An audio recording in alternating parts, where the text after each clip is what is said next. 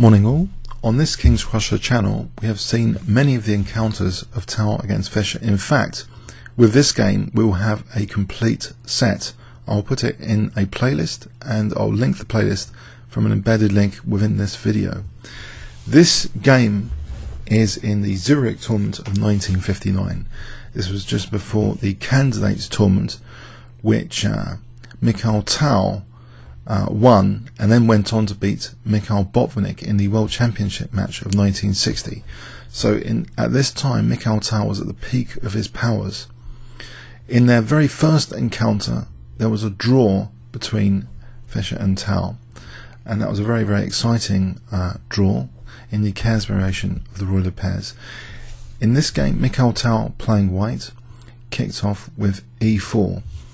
The Zurich tournament is interesting. 10 grandmasters were invited, along with 6 top Swiss masters, including the Swiss champion. In fact, in the round before this, in round 14, Fischer had suffered an upset defeat at the hands of Dieter Keller, and that was actually in a Keres variation of the royal pairs, funny enough. Whilst Mikhail Tal had a much better time crushing Donner, using about 15 minutes on his clock with an exciting Benoni defence. So maybe Mikhail Tal was a bit more rested and settled from the previous round, and this final round, round 15, Mikhail Tal just really needing a draw actually to help secure tournament victory ahead of Fischer. He plays e4 and Fischer plays Sicilian defence. Knight f3 from Mikhail Tal. Fischer plays d6, and we see, in fact, the Najdorf emerging, the Najdorf variation of the Sicilian with this a6. Bishop g5 now, very sharp continuation. e6, f4, and here Fischer was later to play quite often the poison pawn variation of queen b6, but earlier on he'd often chosen rather bishop e7. So bishop e7, not challenging this b2 pawn to take that poison pawn. Queen f3, queen c7. White castle's queenside now. So it looks like an impressive, aggressive position for white. Knight bd7. And now, on Livebook, for those interested, g4 is the most common move. 1147 games. So over 1,000 games with g4. Bishop d3 is the second most popular, 340 games. This next move, a bit of a rarer bird from Mikhail Tal. It's been played 62 times, and is just an equaling, not too ambitious. This next move, queen g3. Okay, Fischer reacts now with h6, which is fairly standard actually, and we see bishop h4. And here, actually the most common move for black is actually to play g5 here. For example, fg, rook g8, bishop e2, knight e5, knight f3, hg, knight takes, knight g6. This has been played before quite a bit. So g5 immediately. So trying to expose sometimes this queen, this rook, can come to g8, but we see a similar idea now anyway, because rook g8 immediately with the idea of g5. Okay, and this next move is designed against g5 because black's actually threatening to win material with g5 here.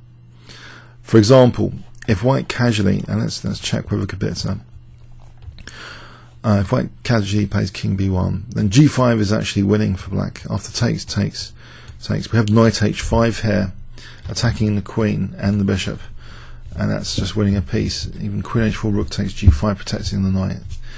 So knight h5 is the very, very dangerous threat to take out of this.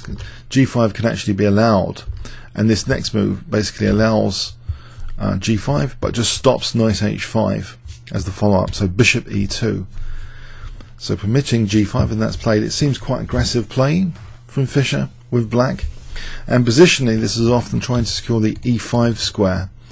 This f4, if that's taken away, we get this lonely pawn in the centre, and in front of it, that e5 square.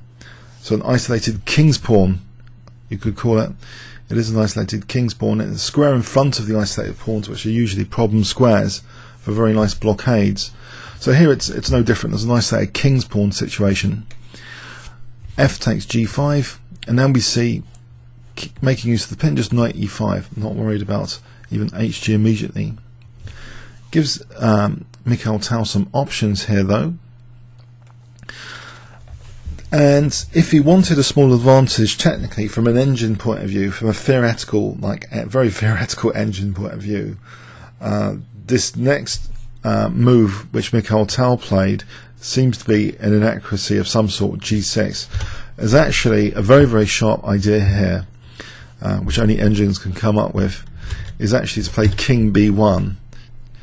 So for example, hg, bishop takes g5, knight h7, which still seems to be winning a piece because of this pin and black's ability to play f6. But lo and behold, have a look at this, h4, and it looks as though f6 is tempting to win a piece, but actually white has some good counterplay compensation, very, very strong compensation here. After check, king d8, queen h3, just offering a whole piece to win e6 in this position. So if black goes for that bishop now, knight takes, bishop takes, queen takes, and actually black's position appears to be crumbling here, believe it or not. Okay, it looks as though there's just a threat on the rook. If the rook moved, for example, queen takes e5, black's position is actually crumbling with the king in the center. So a very, very dynamic continuation. If knight f6, rook f1, so threatening taking in here. And this again, black's position is in bad dire straits. To queen d7, this is still very, very good for white. So a very, very aggressive idea to give up the bishop here exists in this position actually, with just king b1. But Tal prefers the saner g6, and the idea of g6 just position is, I believe, just to emphasize this f file and the target f7. Okay, so how does Fischer react? He just takes with the knight here, and we see rook hf1 offering the dark square bishop, and that is actually taken here. Knight takes h4, and it seems the queen's a bit of a target here after queen takes h4 to this bishop. You might think, well, what about, can this not be used? One of the more spectacular ways of trying to use this discovery that exists on the queen is actually knight g4 here, and we see here, okay, the bishop's attacking the queen and the knight's protecting h6 and the rook protects the knight. So where would the queen go here? Well, actually there's a very, very interesting possibility for white. Well, there's a normal possibility, queen h5 just on f7, knight e5, and that's defending f7. White still slightly better here technically. The queen is in not such a bad place here, but also there's a very interesting idea that white can consider in rook takes f7, trying to expose the king in the center. If bishop takes h4, we just take on c7. White's doing fantastically. So if this is now taken, king takes f7, check, rook g6, bishop takes g4, and this is quite an aggressive position for white. The exchange down is quite tricky for black. So if king g7, let's say queen h3 on e6, it's unwise for e5. We just play check, and white's got a very big advantage coming up like this. So let's say black lets e6 go with bishop f6, takes, take, bishop takes c3. This kind of position is an interesting exchange sack possibility. But even so, it's not a huge advantage for white. So anyway, there's some very interesting possibilities here with knight g4.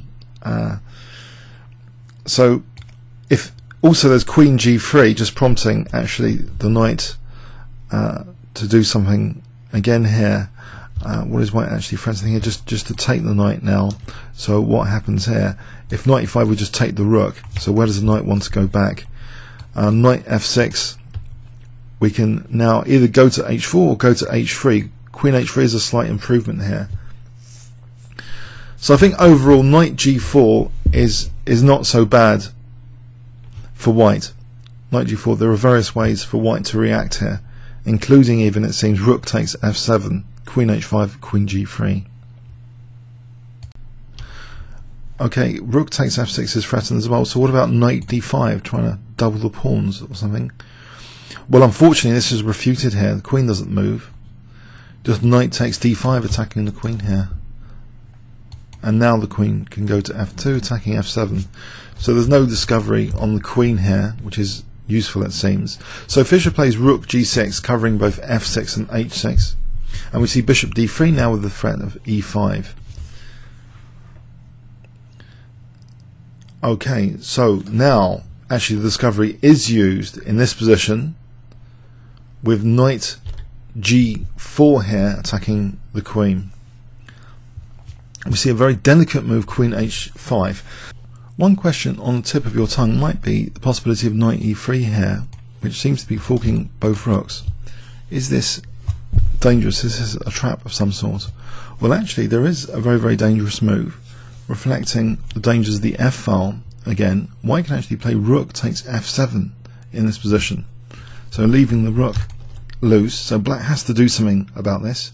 If king takes f7, now just e5, and again this is starting to look a bit nasty for black. This materialistic knight e3 seems to be punished here.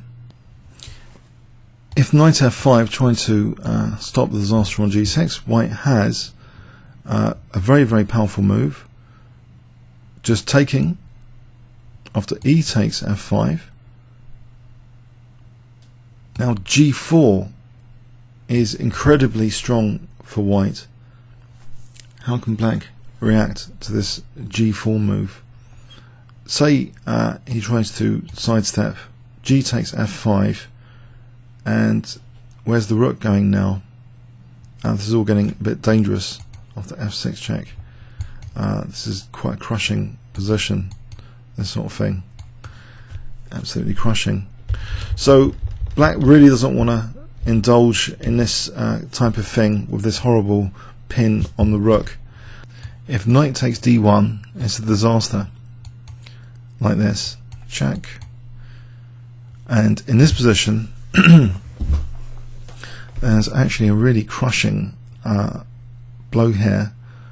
Knight d5, and if this is taken, check. After king d7, e6 check. After king d8, queen h8, and this is mating. So basically knight e3, although tempting, doesn't appear to be a very, very good idea in this position after queen h5. This f-file dynamic pressure is real. It needs to be tightened up here by black with urgency with knight e5, it seems. One problem with the queen on h5 is that it's not protected on h5, and you might think, well, is that a big deal? You know, it's kind of putting pressure on h6, it's tying the rook, you know, to f7 sometimes. Well, let's see. Knight e5. Now knight f3, putting pressure on e5, seemingly justifying the queen. But it seems to backfire now. Fischer now plays the crafty queen c5. And actually there's a threat here against the queen directly. Knight takes d3 check is now threatened to play queen takes h5. And even if white tries to get out of it with king b1, then there's still knight takes d3. The knight is actually protecting the queen, so it's gobbling a piece here. So actually with queen c5, Fischer has at least equalised, but he really needs a win to catch up Mikhail Tal in this tournament. This is the last round. Okay, will the bishop pair be enough if knight takes e5 is played? there's not much else white can actually do here rather than play knight takes e5. Everything else seems to be quite dire, in fact. Even if we tuck the queen on h3, knight takes, and okay, let's say c takes, b5. Black is actually, from an engine point of view, black's actually tons better. Let's see why. There was a threat of b4 here, and also e5 to attack the queen. So let's say king b1, b4, knight a4, queen c6, b3, protecting the knight, e5 attacking the queen. And here, look, the queen's just, it's just silly. It's, you know, g2 is under fire. If we go to h5, there's also bishop g4, just winning the queen. Embarrassing. So the queen on h3 is not much of an option. So basically, if queen h3 is not much of an option because of all this stuff, white's got no better, it seems, than knight takes e5. So we're heading into a position where, if Mikhail Tal, okay, he needs a draw, and the queens are coming off. Okay, he plays queen takes e5. He doesn't want to leave the black queen in that dominant square on e5, so he takes. And now g3. So can Fischer try and get a win against Mikhail Tal just with the bishop pair here? It's asking a lot.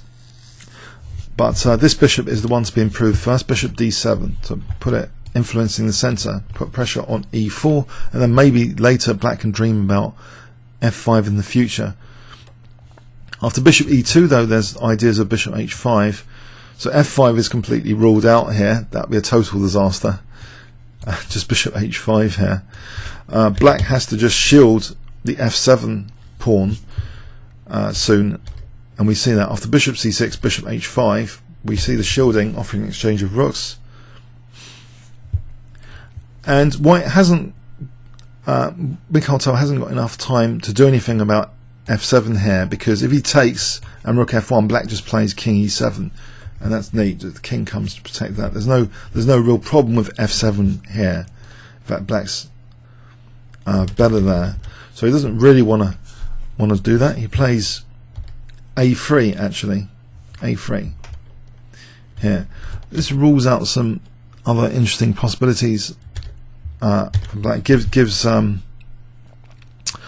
okay, black the option to exchange off rooks, but actually Fischer plays rook d8, so there's two options to get rid of all the rooks, and in fact one of them is taken to get rid of one pair, and then the other pair comes off. So can Fischer really win this in the final round just with the bishop pair here? Seems a bit unlikely. King d2, bishop g5 check, but there is a slight issue here with these two pawns on dark squares. In fact, the b2 pawn would seem to be an Achilles heel here of white's position. Can white just go back here to, you know, why does he have to invite bishop c1? Let's have a quick look. King d1. I mean, the problem here might be that black might be able to get a more aggressive king at some point in the future, and then f5 later after unpinning to play f5, and it might start to be quite dangerous. In fact, Mikhail Tal goes with king d3, so the king is ready to support e4, you know, against f5s in the future once this unpins. So maybe it's more useful here, even though there seems to be a problem with bishop c1 being invited, positively invited. The invitation is accepted, bishop c1. The b2 pawn is protected. And okay, now we see bishop b5 check, c4, bishop a4 attacking the knight, but alas, here, well, alas for Fischer, just knight c3 attacking this bishop. And it seems that black's last winning resource try here, or major one for a long time to come, in this position would be bishop b3 to keep the pressure on the b2 pawn. But in this position, can you see what resource white has? A very simple one. If I give you 10 seconds starting from now, what would you play with white?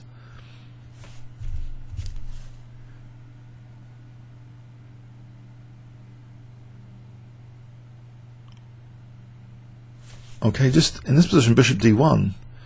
So attacking the bishop again. King's keeping hold of c4, so it takes just in time, protecting b2. And okay, so because of this, the bishop just dropped back to c6, and then we get a repeat knight d1. You know, Tal is content with a draw. He's going to win the tournament if he just draws this game. Fischer plays king f8. And now actually we see h4 being played. And you know, white is not without resources here to be able to draw this game, really. In fact, h4 rules out the bishop from the g5 square. It's just taken away that g5 square. White is actually threatening king c2 to munch the dark square bishop. So this must have been a little bit annoying for Fischer. Is he really going to have to accept a draw now? Well, what can he do here if he doesn't play bishop a4? Oh dear, Tal has just run away with the Zurich 1959, unless there's anything else apart from bishop a4. What can black play? The bishop's been lured to this c1 square, and it just can't get out. It just cannot get out. Let's just demonstrate that. King e7, king c2. When does the bishop go? It just has to give itself up. This is just losing a piece for nothing. So basically, Fischer is forced to repeat with bishop a4, knight c3, and they accept a draw. The bishop on c1 is trapped here. And with this, Mikhail Tal won the very, very strong Zurich tournament of 1959. Okay, and then later we saw the epic 4-game encounter where Mikhail Tal destroyed Fischer in the candidates 4-0. Okay, but in the first 2 encounters, Fischer and Tal actually drew both games. So I'll put a playlist link so you can see all the games between these two. Comments or questions on YouTube. Thanks very much.